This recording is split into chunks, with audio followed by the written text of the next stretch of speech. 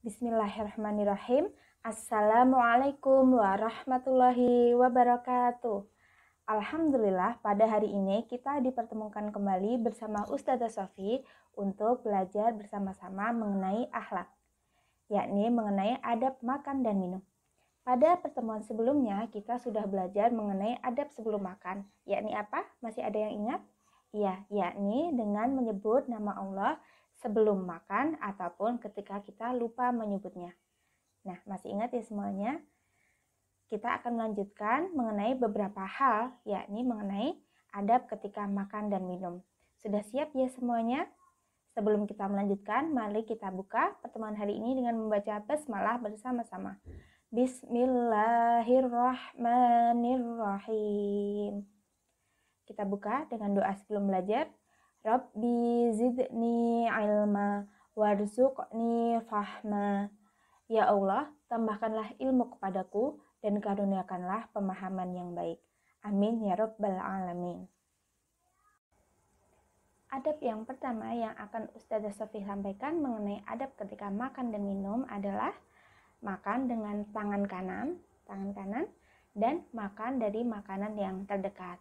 Rasulullah Shallallahu Alaihi Wasallam bersabda, ucapkanlah Bismillah dan makanlah dengan tangan kananmu dan makanlah dari makanan yang ada di dekatmu. Jadi kita disunahkan untuk makan menggunakan tangan kanan. Jangan menggunakan tangan kiri ya, ataupun menggunakan dua tangan. Gitu. Jadi kita sudah dituntutkan untuk menggunakan tangan kanan ketika makan ataupun minum. Selain itu, kita juga disunahkan makan dari makanan yang ada di dekat kita. Gitu. Jadi, ketika kita makan, ketika bunda kita, ketika mama kita sudah menyiapkan makanan untuk kita, maka itulah yang hendaknya kita makan.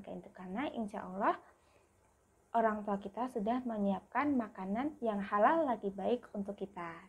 Jangan merengek, menangis mencari makanan yang lain seperti itu. Insya Allah itu akan lebih berkah. Adab yang kedua yakni makan dari tepian piring. Hal ini juga merupakan sebagai wujud dari adab yang sebelumnya, yakni makan dari makanan yang ada di dekat kita. Ketika kita sedang mempunyai piring ada di dekat kita, yang paling dekat kita yang mana? Yang pinggir atau yang tengah? Iya, pastinya yang pinggir ya, yang lebih dekat dengan kita. Selain itu, dari hadis lain diriwayatkan dari Ibnu Abbas radhiyallahu anhuma dari Nabi Shallallahu alaihi wasallam bersabda, keberkahan itu turun di tengah makanan, maka makanlah engkau semua dari kedua tepi makanan itu dan janganlah makan dari tengahnya. Diriwayatkan dari Imam Abu Dawud dan Tirmidzi. Ini adalah hadis hasan sahih. Jadi ketika kita makan, kita disunahkan untuk makan dari pinggirnya dahulu, itu tidak langsung mencompot yang di tengah, gitu. Insya Allah dengan seperti itu makanan kita juga akan lebih rapi, tidak berceceran kemana-mana. Itu akan menjadikan kita makan dengan lebih bersih. Dah, ingat ya bahwa bersih itu adalah sebagian dari iman. Adab yang ketiga adalah tidak mencela makanan. Dari Abu Hurairah radhiyallahu anhu katanya, Rasulullah Shallallahu alaihi wasallam itu tidak pernah mencela sama sekali pada suatu makanan.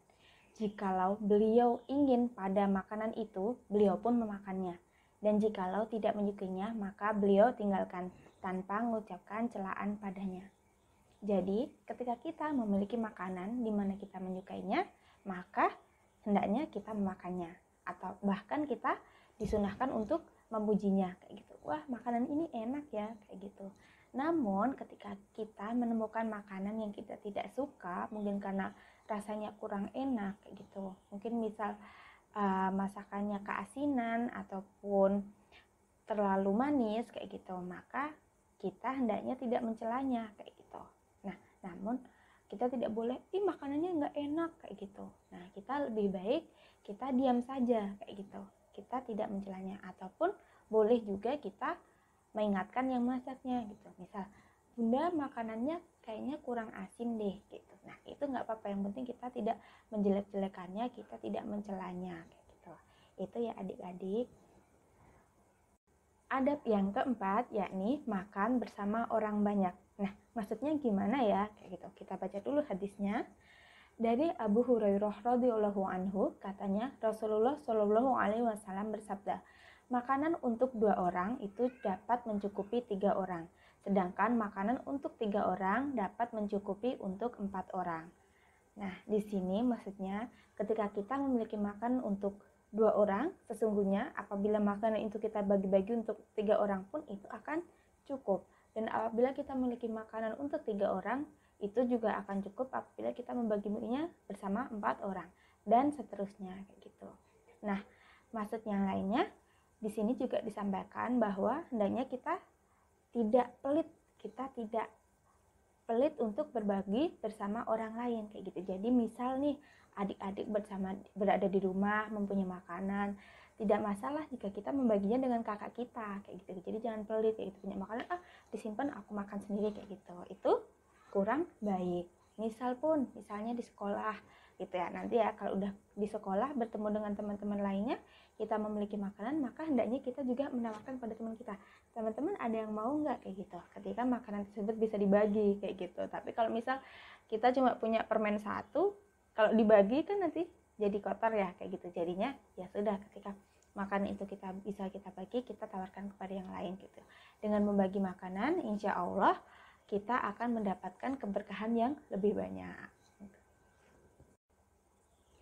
Nah, itu tadi adalah tentang adab ketika makan dan minum yang Ustazah Sofi sampaikan. Ada 4 ya, mari kita ulangi bersama-sama. Yang pertama adalah makan menggunakan tangan kanan dan makan dari makanan yang ada di dekat kita. Yang kedua adalah makan dari tepian piring.